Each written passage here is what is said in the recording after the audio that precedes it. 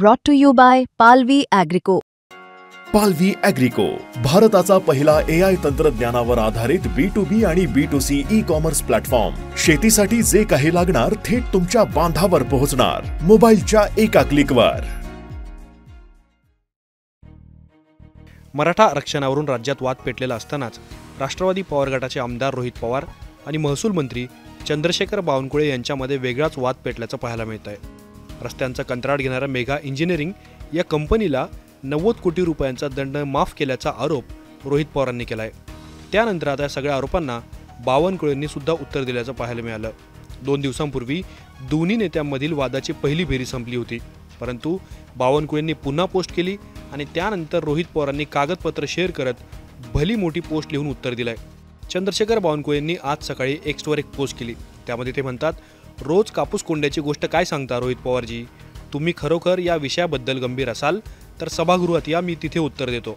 विधिमंडळाच्या हिवाळी अधिवेशनात चर्चा घडवा, सभागृहात प्रश्न मांडा, महाराष्ट्राच्या जनतेसमोर संपूर्ण माहिती येईल, खरे कोण खोटे कोण हेही कळेल, असं सांगताना बावनकुळेंनी थेट सभागृहात चर्चेला येण्याचं आव्हान रोहित पवारांना दिलं. बावनकुळेंच्या पोस्टनंतर लगेचच रोहित पवारांनी सुद्धा एक पोस्ट केली, ज्यातून त्यांनी बावनकुळेंच्या आरोपांना उत्तर दिलं. त्यात ते म्हणतात, मी आपलीच कागदपत्र आपणास पुरावे म्हणून दिली आणि अत्यंत साधे सरळ सोपे प्रश्न विचारले. आपण उत्तरे देण्याचा प्रयत्न केला, पण प्रत्येक उत्तरानंतर आपण अजून खोलात रुतत गेलात. त्यामध्ये माझी काय चूक आहे? मी दिलेले पुरावे आणि आपली उत्तरे बघता कापूस कोंड्याची गोष्ट नेमकं कोण सांगतंय हे महाराष्ट्राला वेगळं सांगण्याची गरज नाही आहे. एकीकडे एखाद्या गावकऱ्याने घर बांधकामासाठी थोडी वाळू किंवा मुरुम घेतला तर ट्रॅक्टर जमा होतो. रस्त्यावर भाजीपाला विकला किंवा फेरीवाला काही विकत घेत असेल तर साहित्य जप्त केलं जातं.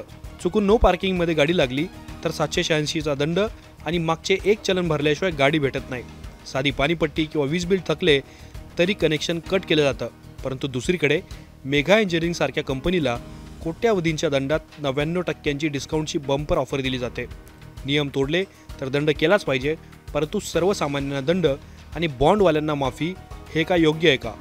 स्थगितीच्या नावाने डिस्काउंट देत वसुली थांबवायची, याला स्थगिती नाही तर छुपी दंड माफीच म्हणावी लागेल. मेघा इंजिनिअरिंगला दिलेली डिस्काउंट ऑफर बघता मेघा इंजिनिअरिंग आणि आपल्या पक्षाचा काय बॉन्ड आहे हे देखील या निमित्ताने महाराष्ट्राला पुन्हा एकदा कळून चुकलंय.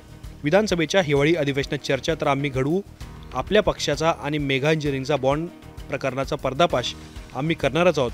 विधानसभेत नक्कीच भेटूयात, परंतु तुर्तास आपण या प्रकरणावर मेघा इंजिनिअरिंगच्या 95 कोटी रुपयांच्या दंडाबाबत महसूल मंत्री म्हणून काय कारवाई करणार आहात? आधीच्या महसूल मंत्र्यांनी दिलेली स्थगिती उठवून दंड वसूल करणार आहात का? मेघा इंजिनिअरिंगच्या सातारा जिल्ह्यातील 105 कोटींच्या दंडमाफीचं दुसरं प्रकरण आपणास दिले आहे, त्यावर आपण काही कारवाई करणार आहात का? विधानसभेच्या अधिवेशनाची वाट न बघता आपण त्वरित कारवाई करणार आहात का? या प्रश्नांच्या उत्तरांची मी नाही तर संपूर्ण महाराष्ट्र वाट पाहतो आहे, असं रोहित पवारांनी म्हटलंय. मेघा इंजिनिअरिंग या कंपनीला महाराष्ट्र तसे देशातील अनेक मोठ्या प्रकल्पांचं काम देण्यात आलंय. इलेक्टोरल बॉन्ड्सवरून जेव्हा वाद पेटला तेव्हा सुद्धा विरोधी पक्षाच्या अनेक नेत्यांनी याच कंपनीवर आरोप केले होते. त्यामुळे आता याच कंपनीला दंडमाफी करण्यात आल्याच्या आरोपांवरून सत्ताधारी आणि विरोधक पुन्हा एकदा आमनेसामने येण्याची शक्यता आहे. ब्युरो रिपोर्ट, मुंबई तक.